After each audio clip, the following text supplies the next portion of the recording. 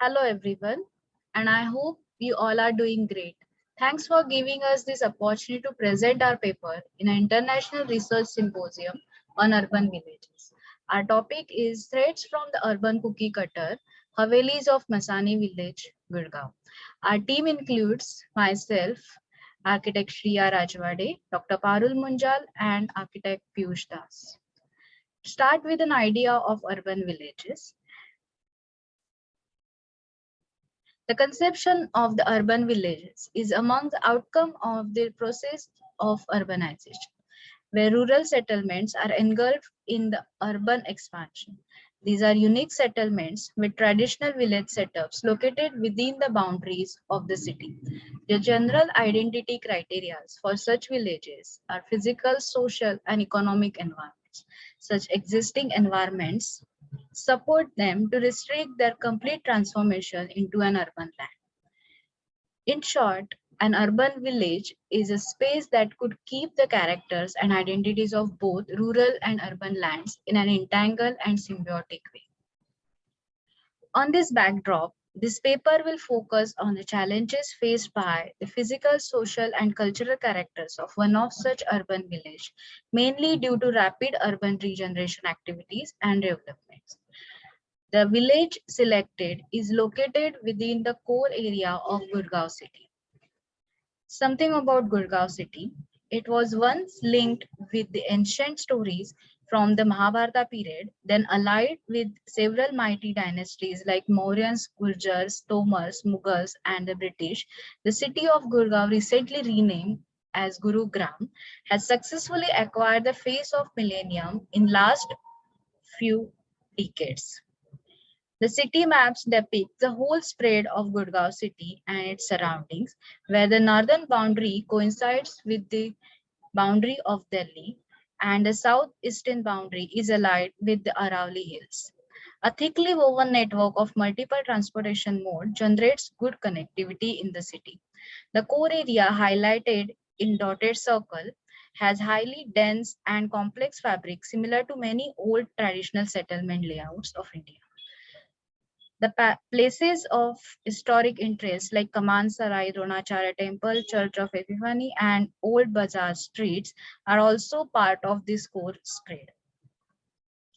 The rapid expansion in recent decades has established the city as icon of India's spectacular urbanization and economic development.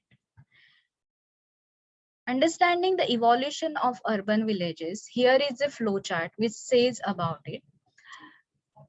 In 1963, Punjab Scheduled Road and Control Areas Restriction of Unregulated Development Act was passed. After 3 years, Haryana state as a separate state was introduced. In this act, it says about control and regulate urban development by identifying urbanizable areas and manage the transfer of agricultural to urban land. It also excluded all villages residential Abadi land from urbanization, demarcated as a boundary called Lardora boundary. In last few decades, in Gurgaon, there are multiple urban development activities happen, like formation of Maruti factory, establishment of real estate players, the expansion of metro lines, and many private sector led developments. In case of residential Abadi areas, which were excluded during the land acquisition processes and Huda regulations for these developments, leaving behind the pockets of residential lands.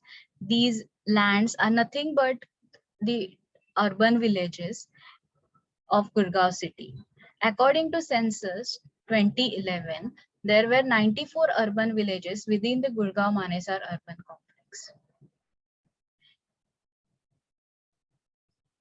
To highlight about the Masani village, which we have selected for our research, it's basically located in the sector 6 of Gurgaon city, and it has number of historic attractions surrounded to it, including the Shitla Mata temple that has significance at regional level.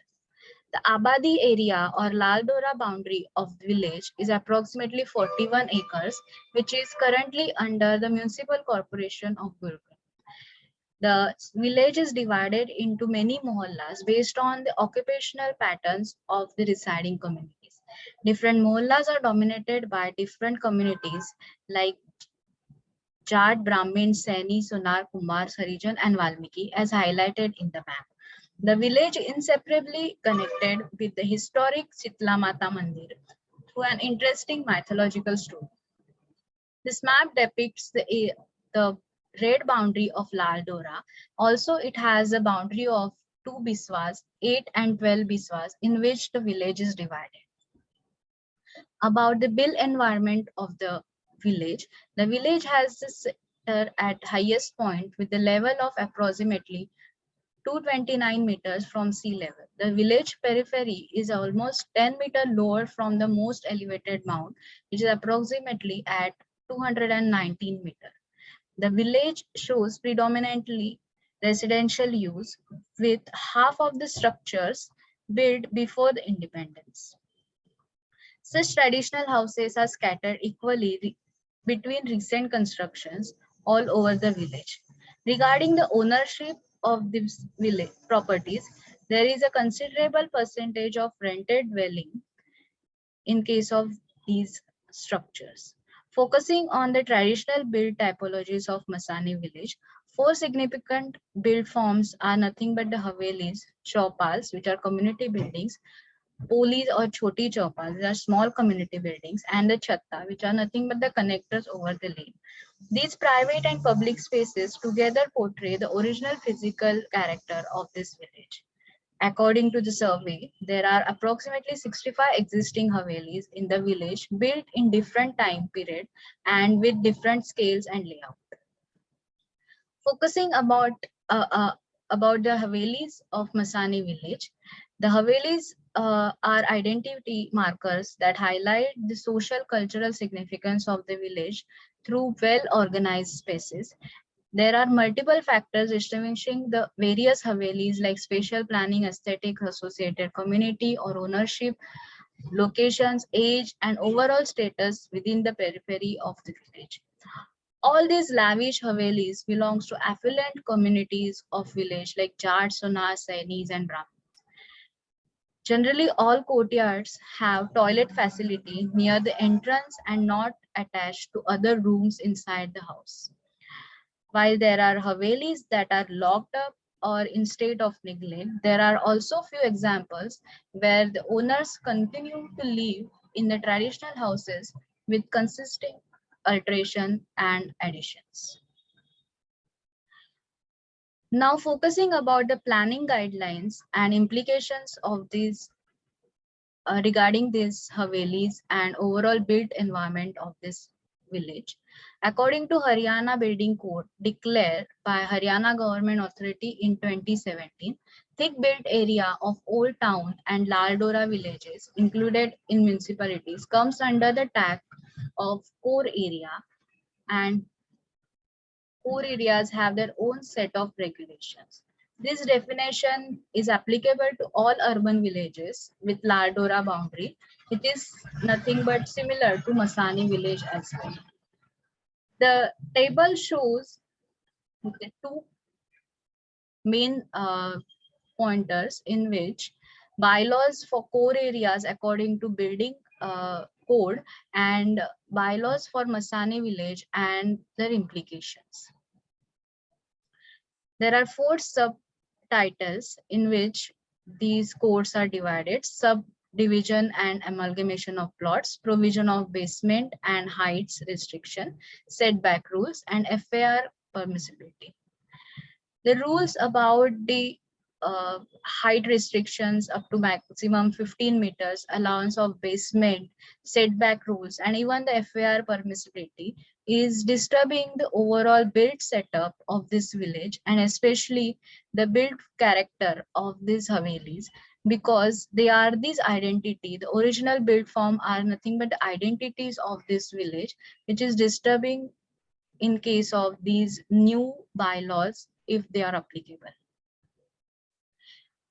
Coming towards the conclusion, basically the shift of urban villages from Lal Dora areas to being integrated as core areas in case of Haryana through the Haryana Building Code does not take the value of pre-existing built form into consideration as it lays down building rules.